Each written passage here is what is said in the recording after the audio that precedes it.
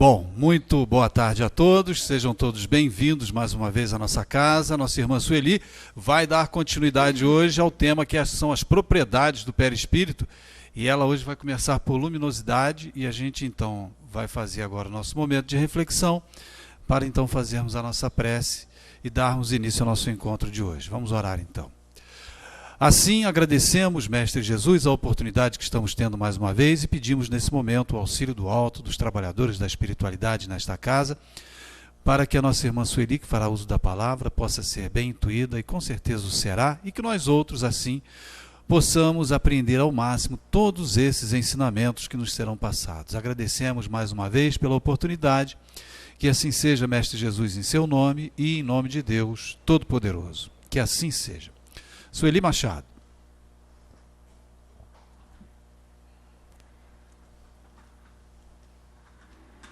Boa tarde para todos nós. Cá estamos nós com essa tarefa aqui de estudar as propriedades do perispírito. Na semana passada, eu dei um pulinho desse slide, e por isso que eu vou retomar, porque a gente falou sobre esse aqui, e a luminosidade estava antes. Para isso eu falei, mas eu não me lembro de ter abordado luminosidade. Aí eu fui buscar lá no YouTube, onde a palestra já se encontra, e realmente a canetinha que eu acho que eu apertei muito e ela deu um saltinho, né? Mas a gente não pode deixar de falar sobre nenhuma propriedade, né, do perispírito, até porque já vimos da importância dele. Na verdade, ele não tem cor, né? Ele não tem uma cor. Ele tem um brilho, assim como o espírito também não tem uma cor. Ele tem um brilho. E esse brilho, ele vai estar de acordo com o grau evolutivo desse espírito. Assim como o perispírito também. Então, ele não tem uma cor definida. É uma condição particular de cada ser. O brilho irradiado está na razão da pureza do espírito.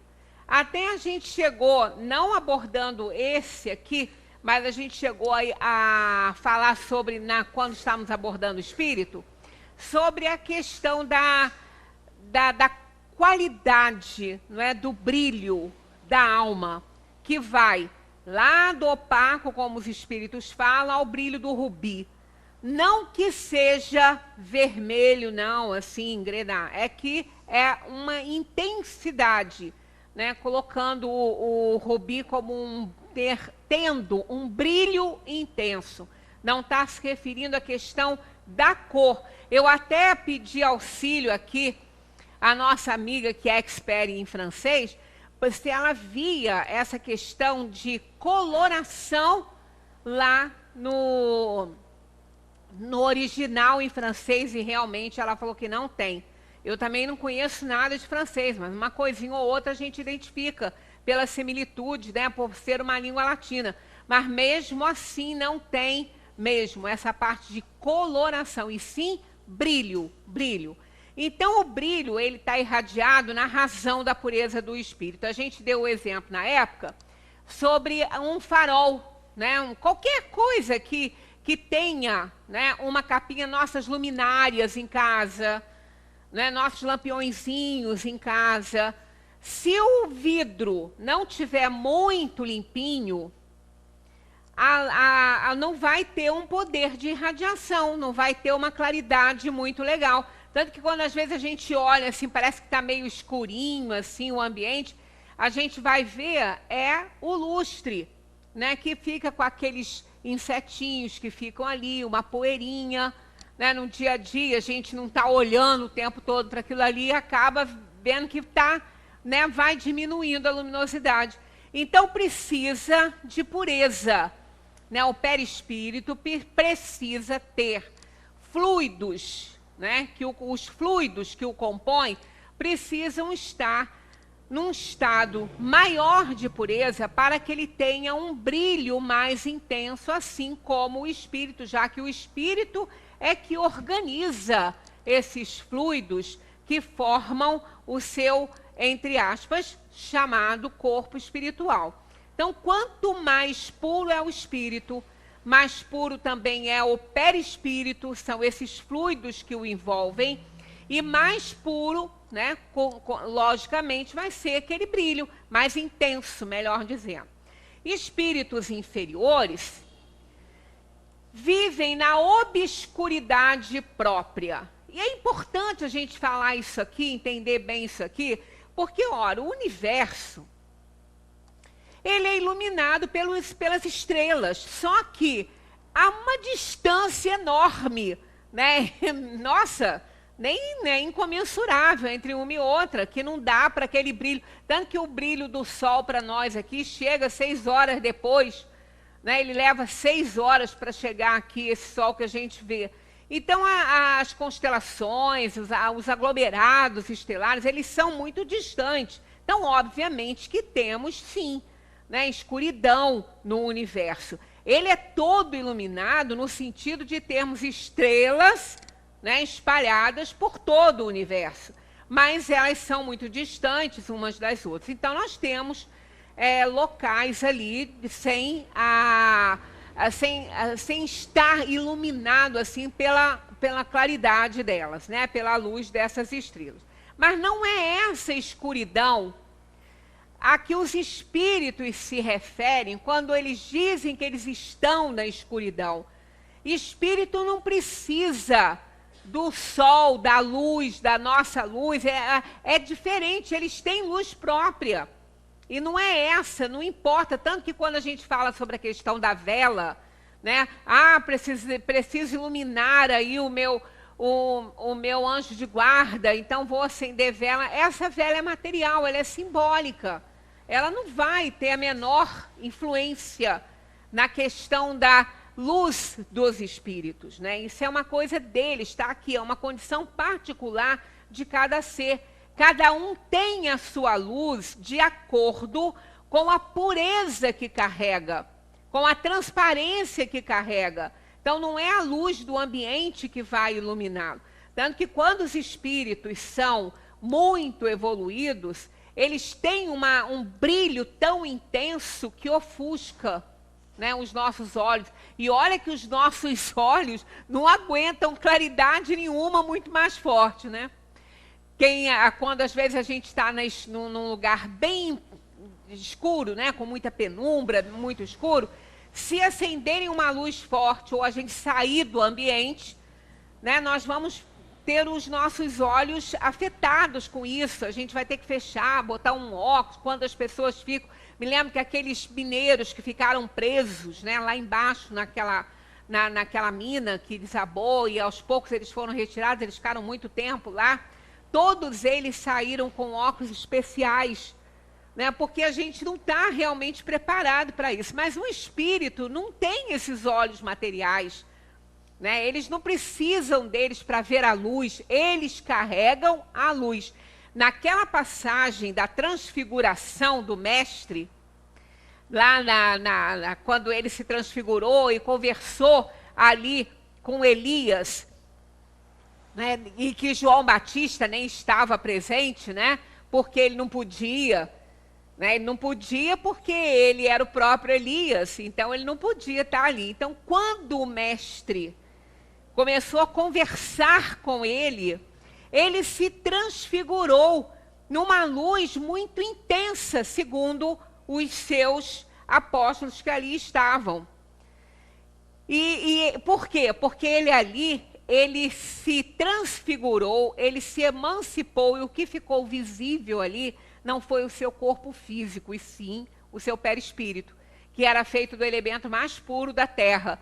E devido à perfeição de Jesus, a sua pureza, né, com relação à terra, porque sempre perfeição relativa, porque Jesus é nosso irmão, ele não é Deus. É perfeição absoluta, só Deus. Então, ele é um espírito em evolução, foi criado por Deus, é nosso irmão. Mas com relação à terra, ele já era perfeito. Então, ele organizou não só, né, a parte orgânica, ele manipulou os genes, né, de José e de Maria, para que ele pudesse ter a organização física mais purificada e também, logicamente, acompanhando isso, o seu perispírito, muito puro. Então, a luz era intensa, mais intensa aqui na Terra. Então, esse brilho que ele irradia está na razão, então, da sua pureza. E os inferiores vivem nessa obscuridade porque eles não têm essa luz própria. Eles vivem, como eles às vezes falam, nas próprias trevas, porque eles não têm luminosidade, são inferiores. Eles são ainda com um perispírito bastante denso, bastante grosseiro, e não irradiam. Me lembro que eu li um livro uma vez, eu não sei bem o nome dele, eu não guardo muito o nome, a não ser quando eu escrevo, que eu deixo lá reservado ali. Um espírito. Foi uma história de um espírito que desencarnou, e na Terra ele era muito assim, visto com bons olhos por todos. Acho que chegou a ser, se eu não me engano, da alguma presidência de Federação Espírita, não me lembro muito bem, mas ele era muito caridoso. Fazia muito bem ao próximo, sempre preocupado, solidário e muito bom. E aqui era considerado um espírito muito bom. Ele era, porque nessa história que ele conta dele mesmo, ele foi recebido por espíritos conhecidos, pela sua própria filha, que já havia desencarnado antes dele, e todos eles irradiando um brilho bom, um brilho intenso, todos esses espíritos que vieram recebê-lo. Então, ele era uma pessoa muito boa, ele era um homem assim bom, fez muita caridade. Então, ele foi levado às organizações, né, de atendimento na espiritualidade, e quando chegou a hora da prece, ele foi convidado para participar, né, naquele momento de oração, e ele percebeu que ele, o seu perispírito, era o único naquele grupo ali que não irradiava luz nenhuma. Ele olhava para os outros que ali estavam socorrendo ele, ajudando, outros que até foram também, parece, socorridos com ele, emanavam uma luz, né, no seu todo. E ele não, ele olhava, ele não tinha nenhum brilho, ele não tinha nada. Aí, depois, ele questionando, né, os espíritos sobre isso, eles falaram que era o grau de pureza, que por mais que ele tenha sido muito bom na Terra, ele ainda não tinha alcançado esse nível de superioridade para ele emitir luz da sua própria organização, né, perispiritual. Então a gente vê que realmente a gente se engana às vezes quando a gente acha, né, porque segundo ele, perto dos outros aqui na Terra, era tido como aquele que auxiliava, só ajudava, parecia ter, né, um pouco de luz, e no entanto, ele conta que ele não tinha. Aí questionando sobre isso, mas eu fiz tudo, eu ajudei tanto e tudo. Aí disseram para ele que ele fez muito, mas a intenção dele não foi puramente de ajudar. Tinha algumas outras intenções próprias de um espírito encarnado num plano de provação, expiação.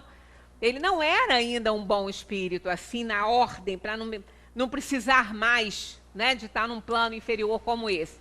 E que ele fez, mas que o amor que ele colocava no trabalho ainda deixava um pouco a desejar, porque ainda não era um amor incondicional, era um amor ainda bastante condicionado a determinadas situações.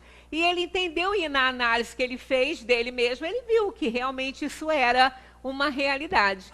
Então a gente vê que realmente essa luz é da própria alma, né? Do próprio espírito que irradia isso aí para a sua organização perispiritual, porque é ele mesmo que organiza o seu corpo espiritual.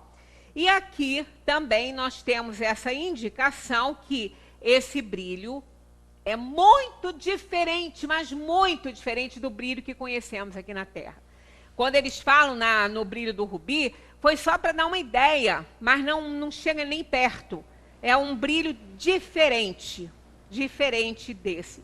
Eu até já contei para vocês uma experiência que uma pessoa que eu conheço, muito chegada a mim, teve, com relação a uma menina que queria que ele entregasse o livro para a mãe dela. Essa menina morreu de câncer. E depois de muita luta, porque ele achou que a mãe da menina fosse achar que ele estava maluco, né? Se ele falasse isso para ela. Mas ele teve que fazer porque a menina veio cobrar o pedido que tinha feito a ele no momento de desprendimento dele. E quando ele atendeu o pedido dela, e essa mãe estava assim, próximo de, sabe, cometer o ato tresloucado aí do suicídio, de desespero, de ter perdido a filha aos 11 anos, então ela pediu que ele fizesse isso. E atendendo, então, ao pedido dela, ele fez, e depois ela veio agradecer, porque ela já sentia que a mãe já não tinha mais aquelas ideias, por saber que ela estava muito bem. Aí ele falou que num desprendimento desse, ele foi visitar um local assim, não é um local geográfico, lógico, né? Mas ela levou ele a visualizar coisas que ele não consegue descrever. Ele falou, não consigo descrever. Eu vi, mas não consigo descrever. De tão diferente tudo, não é que o brilho, ele falou, o brilho era algo assim dos locais, daqueles espíritos, era algo assim que não dá para a gente descrever, porque não tem aqui nada que a gente possa comparar. Então, aí eles falam sobre isso, né? Que o brilho é muito diferente daquilo que conhecemos na Terra. Mas alguém diga assim, ah, não, mas eu já vi a aura da pessoa e ela tem cor. Tem umas que são azuis, tem outras que são mais alaranjadas.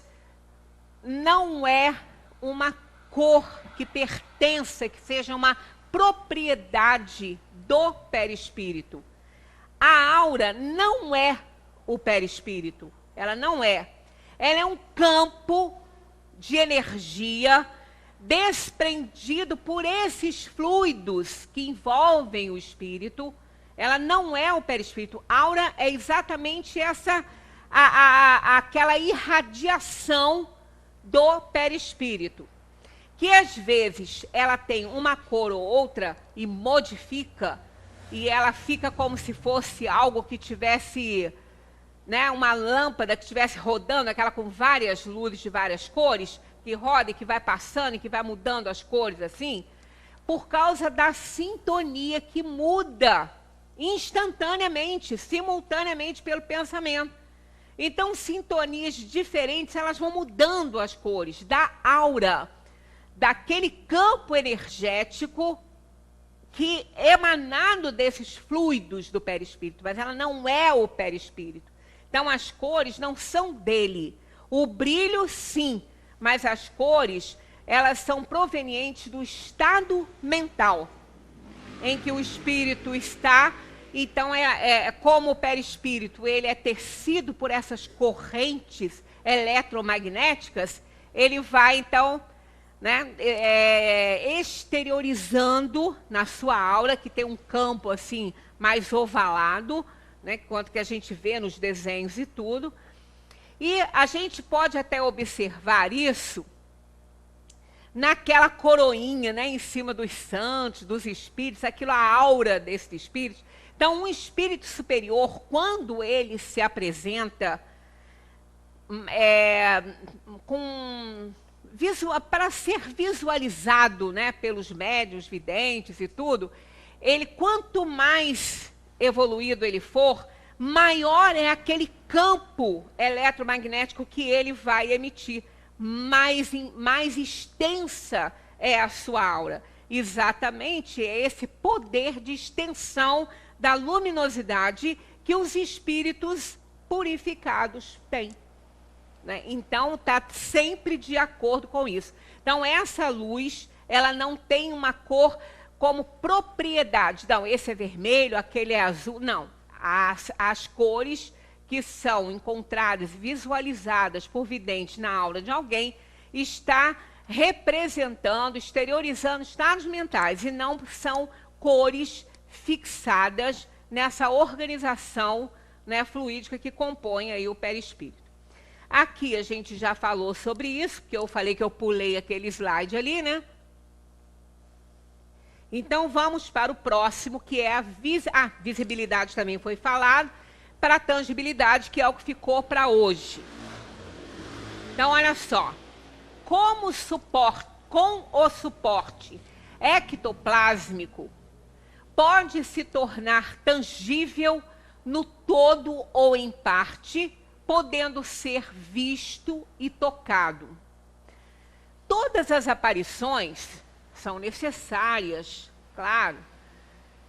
A utilização em todas elas, é necessária a utilização aí do ectoplasma, né, para uma visualização, uma combinação dos fluidos, né, do perispírito, do encarnado, com o perispírito do desencarnado.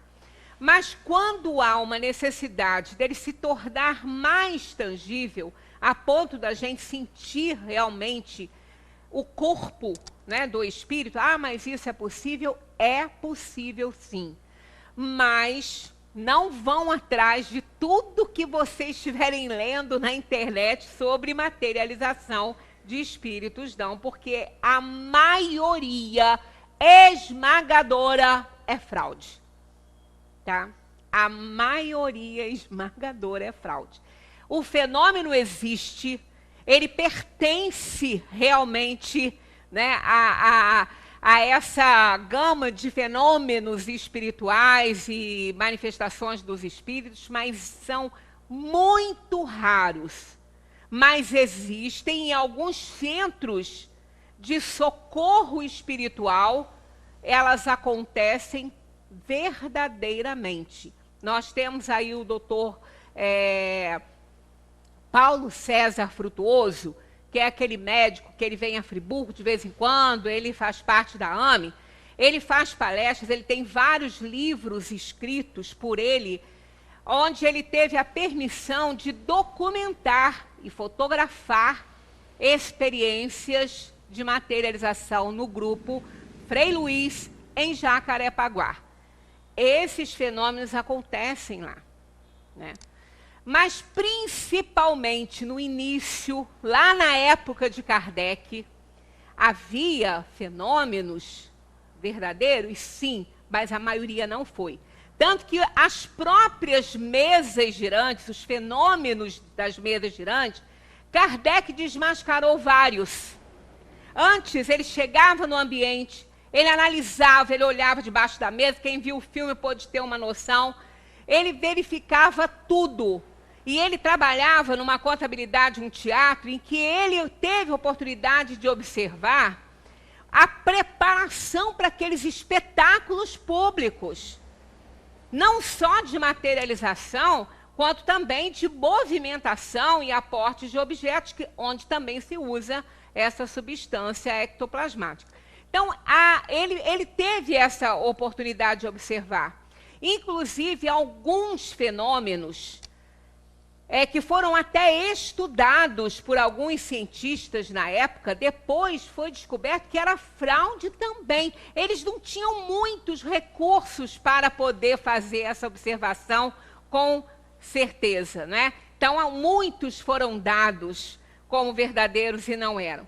Assim como grandes médiuns de efeitos físicos que materializavam espíritos através do seu material, desse ectoplasma.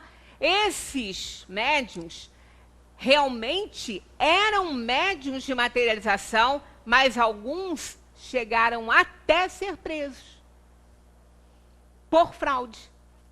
Ué, mas eles não eram médiuns de materialização? Como é que foram pegos fraudando? Porque a exigência era tanta e eles acabavam se deixando corromper?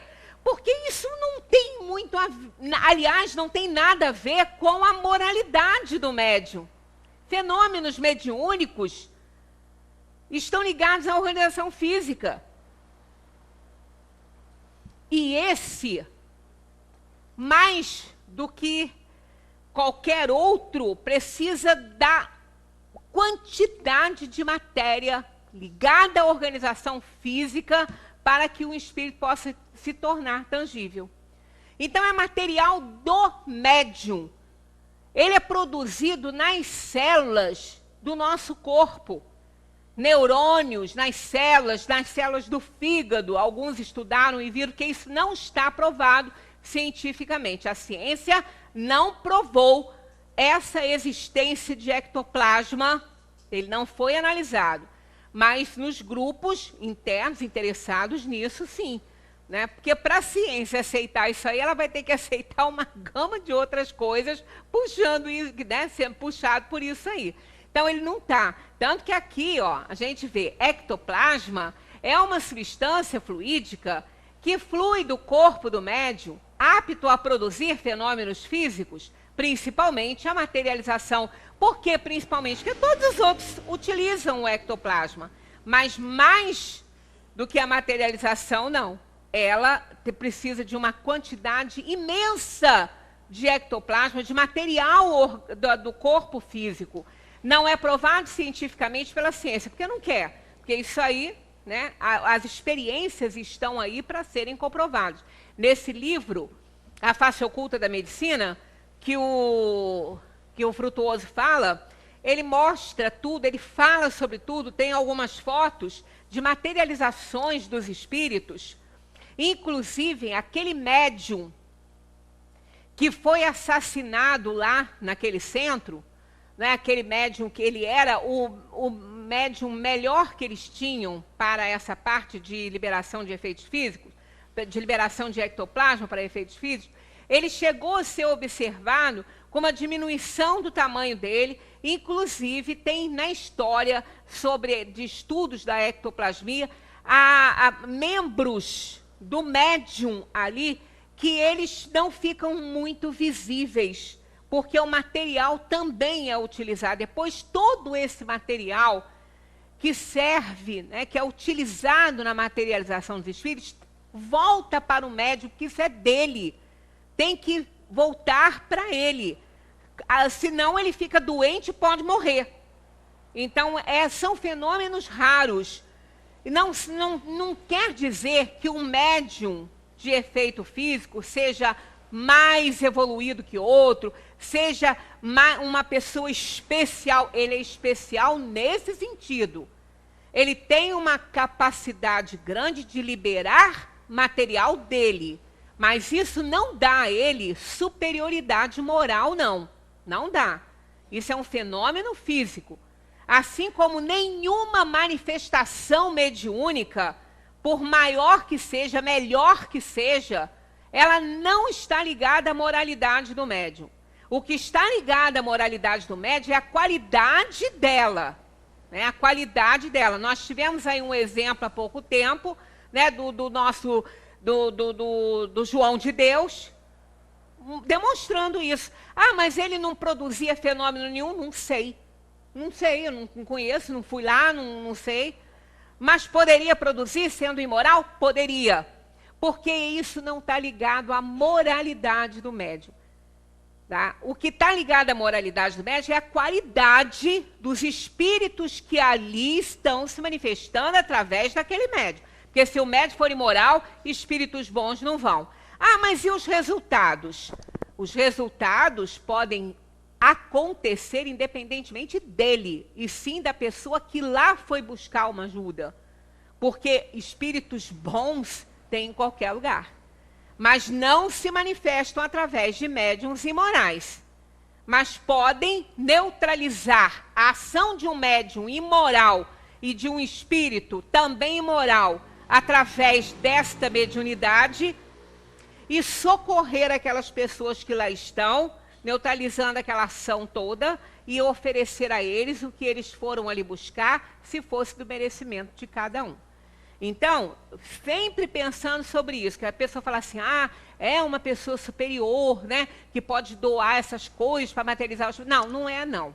Ele veio com essa tarefa na formação da organização física dele, como a gente já falou que o perispírito, ele é aquele agente, né, através do qual o espírito tudo faz, ele cria aquela conformação física de acordo que ela se torne menos refratária e mais apta a ao desprendimento dos fluidos necessários para as manifestações mediúnicas. Isso não dá moralidade a ninguém, tá? Então não é especial nesse sentido de ser superior e moralizado. Não, é especial no sentido de ter essa capacidade que não são todas as pessoas que possuem, mas não lhe dá superioridade. Então esse ectoplasma, todos nós temos isso, mas nem todos nós liberamos. E para um espírito se tornar tangível, ele precisa de muito ectoplasma. E ele tem a constituição gasosa, volátil, ou pode até se tornar líquida. Não importa a densidade, nós não vamos nos deter nisso aqui, porque o nosso assunto não é esse, apenas falar da propriedade que o perispírito tem de assimilar esse elemento ligado aos corpos físicos para que ele possa se tornar tangível. Mas a gente ainda fala alguma coisa a respeito que está no livro dos médiuns.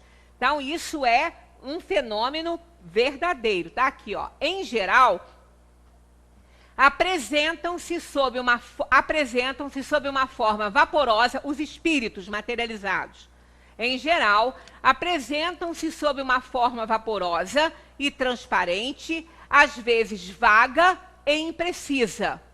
A princípio, é quase sempre uma claridade esbranquiçada, cujos contornos, pouco a pouco, se vão desenhando. Doutras vezes, as formas se mostram nitidamente acentuadas, distinguindo-se os menores traços da fisionomia, a ponto de se tornar possível fazer-se uma descrição completa da aparição. Só que ele passa por ele, né? Porque o ectoplasma tem essa propriedade. Mas ele é tangível, a gente pode tocar. Nós vamos observar aqui, olha que interessante, na outro slide, ainda continuando a explicação. Ó, ectoplasma vem dos termos gregos ectos, por fora, e plasma, substância modelada, figura afeiçoada. Isso é definição, né, a etimologia da palavra. O termo ectoplasma não existe na doutrina espírita, não. Kardec não usou esse termo. O termo foi criado pelo fisiologista inglês Charles Richet, Nobel em Fisiologia em 1913, que fez um paralelo com o ectoplasma descrito pela biologia, que consiste em uma camada que envolve o citoplasma, núcleo da célula, espécie de fluido gelatinoso presente no interior das células ao redor do núcleo das células. Então, olha só, ele que criou o termo ectoplasma. Kardec não usou, Kardec usou fluido cósmico universal modificado. Né? Vamos tirar o universal, eu me incomodo às vezes um pouquinho com isso, mas Kardec usou. Porque se é cósmico, é universal, isso é um pleonasmo. Então, fluido cósmico transformado, né? Modificado, que nós temos em nós, por quê? Detemos em nós porque somos um aglomerado mais materializado de todos esses fluidos que a gente já até falou sobre isso. Agora, olha essa materialização aqui. Olha só. Carmine Mirabelli, à esquerda, em transe. Doutor Carlos de Castro, esse eu até ia procurar saber, mas eu tirei isso muito na hora de vir, nem deu para ver, aqui, à direita, e a materialização do poeta italiano do século XVIII, Giuseppe Parini, ao centro. Olha, isto aqui é um espírito materializado, no mais alto grau de tangibilidade. Ele se materializou com o material oferecido por Mirabelli. Mirabelli foi um dos médiuns mais conceituados e mais, assim, apto às materializações desse tipo. Inclusive, ele desmaterializava-se a si mesmo e se materializava em outro espaço. né? Ele chegava a esse ponto, ele foi muito estudado, ele não fraudava nada, esse aqui não. Né? Esses fenômenos existem lá no livro dos médios, Kardec falou sobre eles. Olha, né? Ninguém diz que isso aqui não é uma pessoa, né? De carne e osso, né? Mas não era. E ele, inclusive, escreveu, né? Ele escreveu poesias desse dia, que foram analisadas como sendo dele mesmo, né? Então, olha que coisa espetacular isso aqui. Eu ainda vou me informar direitinho, mas esse Mirabelli aqui, ele foi, uma vez estudaram ele sobre essa questão dele fazer esses recursos e tudo, ele foi colocado num espaço totalmente fechado, não tinha como ele sair dali, primeiro porque ele estava supervisionado o tempo inteiro, né? Não visualizavam, não, o espaço era fechado. Todo, com paredes, né, que os olhos do corpo não veem. Fecharam a porta, trancaram, amarraram ele. Amarraram Mirabelli na cadeira, ataram-lhe os pés, as mãos, amarraram mesmo, fecharam o cadeado. Sentaram ele lá, fecharam a porta. Aí depois de bastante tempo, porque ele fazia essas coisas, mas as pessoas, que ele sumia do espaço, ele sumia dos lugares. Ele estava muito bem com os amigos, de repente, cadê Mirabelli? Aparecia, às vezes teve até uma outra experiência dele, que ele estava esperando uma condução, um trem, parece, na estação, ele mais 2 amigos, para ir não sei para onde. Ele sumiu. Aí os amigos ficaram procurando a criatura, porque o trem já estava chegando e nada de Mirabelli, né? Mas foram embora, largaram Mirabelli para lá, né? Quando chegaram no destino, ele já estava lá. Ele tinha feito isso, então ele fazia essas coisas e quiseram fazer uma experiência para ver se realmente, o que acontecia, né, com ele, né? Então fizeram essa experiência, puseram ele lá todo amarradinho lá na cadeira, fecharam tudo, fecharam a porta, trancaram e ficaram ali. Depois de um certo tempo, abriram a porta, não tinha ninguém lá dentro daquele espaço. Nem cadeira, nem nada. Tinha sumido com tudo. Para onde foi Mirabelli? Depois eles começaram a procurar por outros cômodos, né, do lugar onde eles se encontraram. Encontraram um quartinho, parece, no subsolo, sei lá onde, que também estava totalmente fechado e trancado. Tiveram que buscar a chave, sei lá onde, que nem ninguém tinha chave daquele lugar lá, né, que aquilo era um espaço que eles não usavam. E ele estava lá dentro, sentadinho na cadeira dele, amarradinho, acorrentadinho, sentado do jeito que eles puseram, mas lá naquele outro espaço. Como que ele fazia isso? Ele desmaterializava-se e se materializava fora do corpo, e depois, para formar onde ele quisesse. Então, ele foi, assim, um dos maiores, né, médiuns de manifestações físicas. Foi esse Mirabelli. E ele aqui faz esse trabalho de emissão de ectoplasma, materializando aí, está documentado. Então, tem outras coisas muito interessantes. Mas vejam bem, Eusápia Paladino, também, acho que ela era italiana, né? Acho que era. Era médium de efeito físico, ela materializava espíritos de corpo inteiro. E era fato. Foi analisado e constatado que era fato. Mas depois ela acabou sendo presa por fraude. Porque a demanda era tanta, e eles não tinham lá grande evolução espiritual, aceitavam as coisas, era tanta demanda para aqueles espetáculos que eles faziam naquela época, que ela acabava fraudando. Ela era, mas acabava fraudando. E numa dessas ela foi pega e chegou até a ser presa. E isso não aconteceu só lá naquela época, não. Em todas as épocas nós tivemos esses fenômenos fraudados, a maioria deles, inclusive aqui no Brasil, com alguns médiuns renomados, aconteceu também, né, de serem analisados e, no entanto, não tinha, não era uma fraude. Eles usavam muito aquele tecido fininho, antigamente tinha, agora acho que nem tem mais, ele é chamado morim, né, que era uma coisa ralinha, parecia aquelas toalhinhas de bebê, né, que a gente usava para secar o bebezinho, assim, bem ralinhas mesmo, aquele tecido assim, foi muito utilizado aquilo. E outra coisa que oferecia condições a essas fraudes era a situação em que essas materializações tinham que acontecer. Na penumbra, não podia ter luz assim. E esses espíritos materializados, com exceção desse caso aqui, que é uma tangibilidade, isso aqui é uma exceção, porque realmente é raríssimo esse fenômeno, né? Com esse poeta aí. E o Mirabelli fazia isso muito bem, doava muito material para isso, né?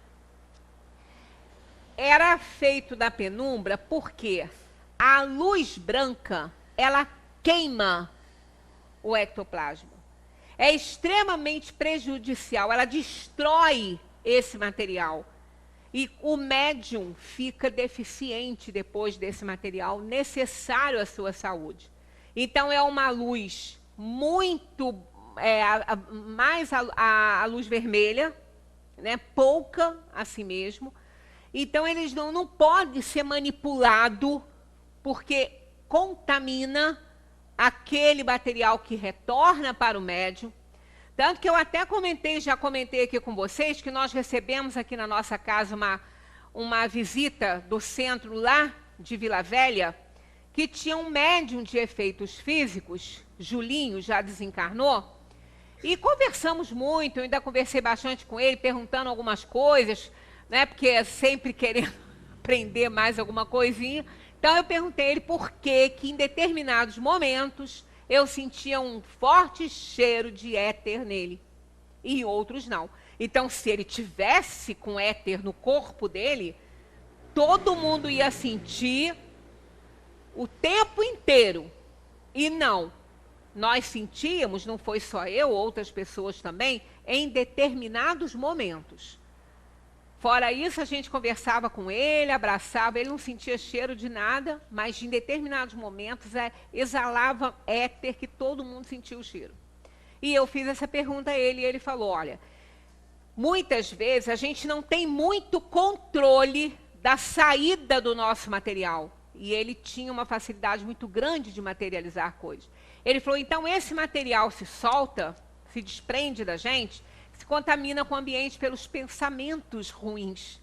Pensamentos, às vezes, inferiores. Não é só com a coisa do ambiente material, não, que também contamina ectoplasma, porque ele é uma substância material.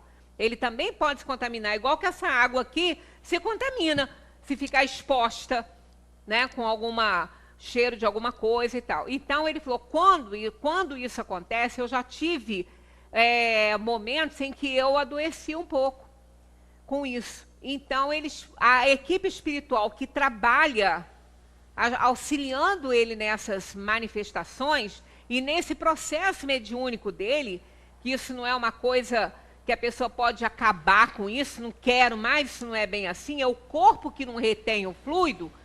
Então, trabalha fazendo asepsia em torno dele para ele não ter o material dele contaminado.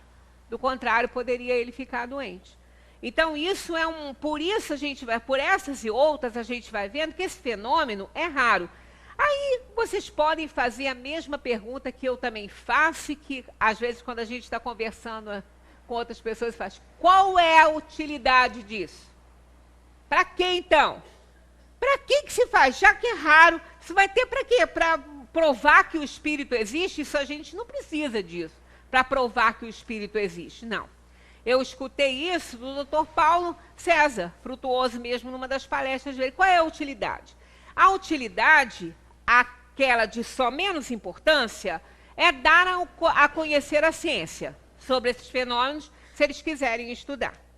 Mas a principal utilidade de manifestações nesse centro do tipo do trabalho lá do Frei Luiz é exatamente atender aquelas pessoas, socorrer aquelas pessoas que não têm mais recursos na medicina. A medicina não pode mais fazer nada, não tem o que fazer. Aí eles são submetidos a tratamentos que, se for da vontade de Deus, dar aí uma moratória ao espírito para que ele continue encarnado por mais tempo, vai resolver o problema dele. Senão, ele vai ser atendido, vai ser operado e não vai melhorar. Como Jesus não curou todo mundo. Então, a principal função, né, dessas materializações, o objetivo delas, é exatamente socorrer aquela pessoa na Terra que não tem mais recurso para ela aqui na Terra. Então, esses espíritos materializados fazem esse trabalho. E esse trabalho foi feito... eu nem me lembro de tudo que li a respeito, já tem algum tempo, mas está na internet, ele tem as palestras dele na internet, e quando vem a Friburgo, eu nunca fui aqui, mas eu escuto na internet, né? As palestras, já li 2 livros dele. Então, ele deixa isso bem claro. As pessoas, não são todas que vão curar. Ele contou até a história de uma válvula mitral que um espírito materializado operou esse senhor e ele não poderia ser operado pela medicina convencional porque ele não ia aguentar a cirurgia. Ele não ia aguentar. E ele era totalmente cético, ele não acreditava em nada, de jeito nenhum. Ele falou que foi levado por ele, que eu acho que ele até, se eu não me engano, acho que ele era médico também, porque o Paulo César Frutuoso é cirurgião médico, além de médium lá, né? Então, ele levou, ele falou, bom, acreditando ou não, você é meu amigo, vamos lá, vamos ver o que os espíritos têm a te oferecer, né? Se você tiver que ficar bom, vai ficar, se você não tiver que ficar, não vai ficar e vai morrer mesmo, amigo. Aí tá, ele foi, fizeram uma cirurgia e eles retiraram, isso ele conta, não sou eu que estou contando não, eu ouvi dele. Eles retiraram essa válvula que estava com problema no coração dele, desmaterializaram a válvula e tiraram do corpo, sem cortar. Desmaterializaram e tiraram. E fizeram uma outra válvula com ectoplasma, idêntica àquela, com funcionamento perfeito, claro, nós não saberíamos fazer isso, mas os espíritos sabem, colocaram no lugar e a válvula funcionou perfeitamente bem. E aquela que eles desmaterializaram, eles rematerializaram a válvula do lado de fora e ela foi para o laboratório para ser estudada e era a válvula dele. Tá? Então, isso aí, se a medicina, se a ciência quiser, tem isso aí para estudo, né, para eles verem o que acontece, o que deixa acontecer. Agora, não é esse o objetivo. Ele falou, o objetivo é fazer o que foi feito.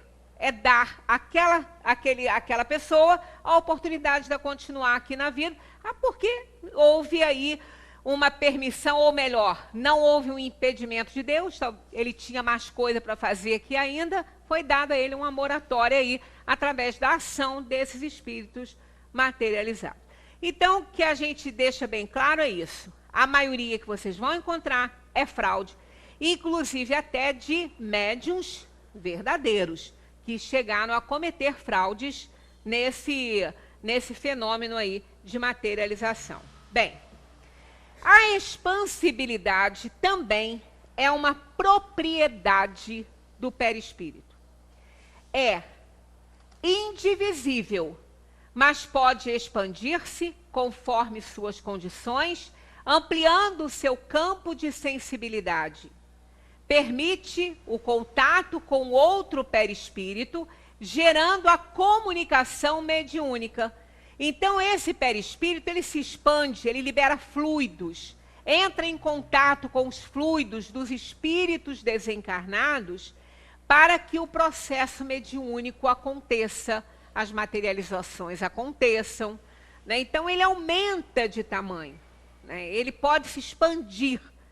Isso é uma propriedade que ele tem, né, na sua organização. Sensibilidade é outra propriedade do perispírito. É extremamente sensível ao magnetismo. Por quê que é?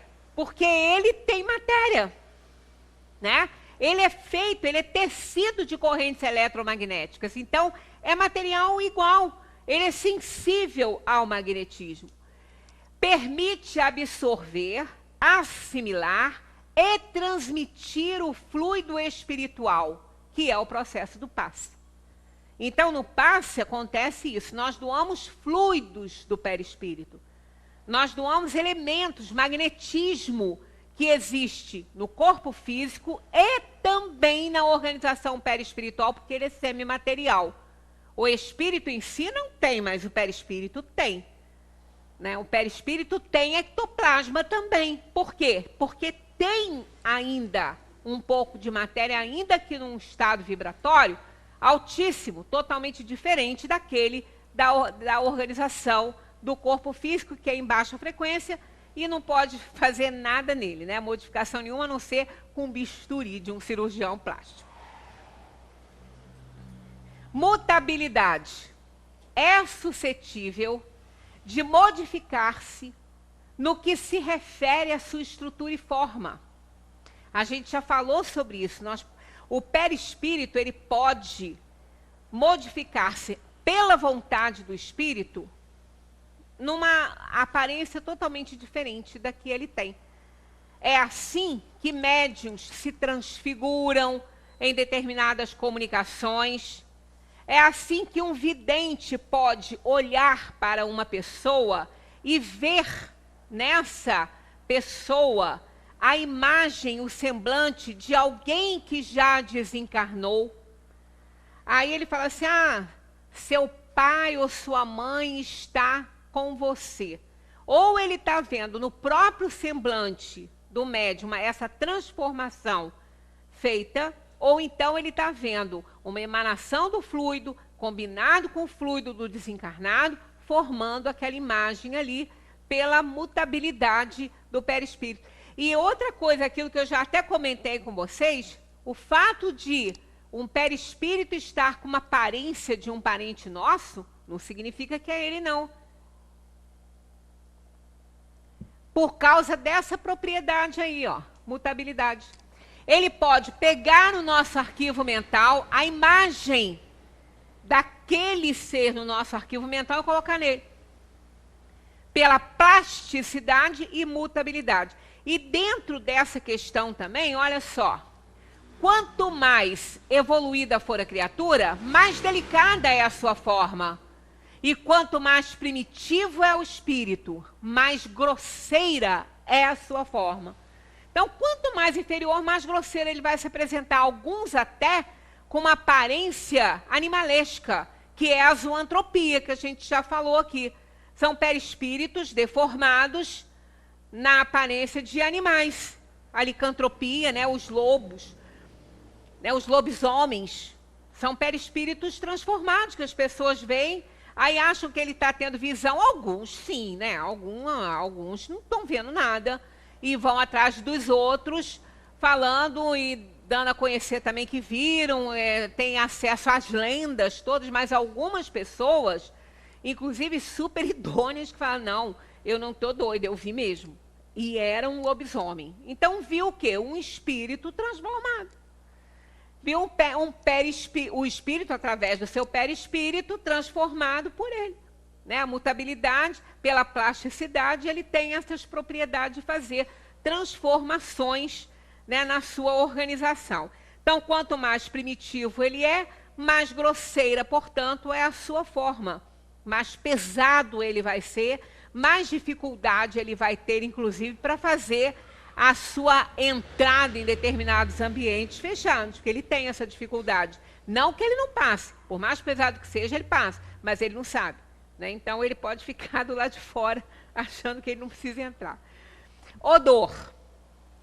Possui odores particulares que são perceptíveis por espíritos, mas não devemos nos confundir com as manipulações ectoplasmáticas, odores criados por espíritos. Então, acontece muitas vezes de uma materialização.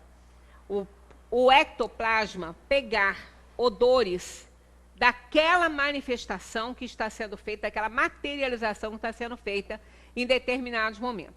Então, não é dele, não é pela vontade do espírito.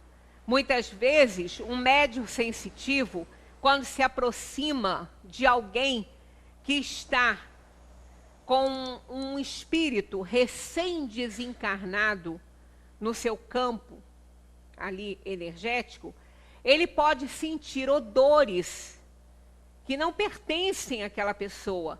Odores, às vezes, de decomposição, de pele, né, de carne, acontecem essas coisas. Isso é por conta do envolvimento do ectoplasma com isso. Agora, tirando isso aí, essa manipulação aí, os espíritos podem manter na sua organização perispirítica alguns odores que eles desejarem ter.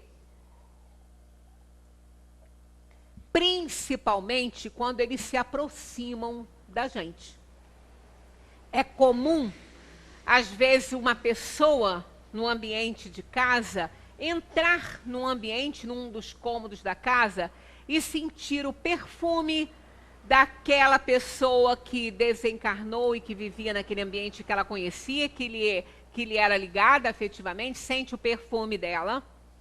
Ou então de outras situações, né? É muito comum aquilo que ele escolhe isso, ele tem essa propriedade de absorver e de se fazer presente dessa maneira, para que ele possa ser identificado por aqueles que ali estão. Mesmo quem não é médium desta forma, né? Mesmo quem não é médium ostensivamente, que médium todos somos. Mas assim, uns têm uma liberação fluídica maior e o fenômeno mediúnico acontece com mais intensidade. Mas isso é uma manifestação que se materializa. Todos sentem, né? Se o espírito assim o quiser, porque ele combina também o ectoplasma. Mas se ele quiser que só uma pessoa sinta, ele nem vai fazer essa combinação, né? Ele vai se identificar, ele vai proporcionar isso àquela determinada pessoa e ela vai sentir o odor que lhe é familiar, né, daquele espírito que desencarnou. Então isso é uma coisa que acontece com frequência. Isso não é fenômeno raro, não. Isso acontece com frequência.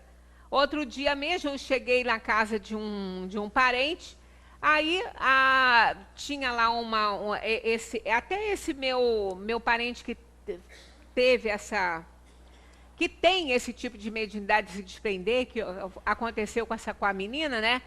Ele entrou e não demorou muito, ele virou e falou assim: tia, tem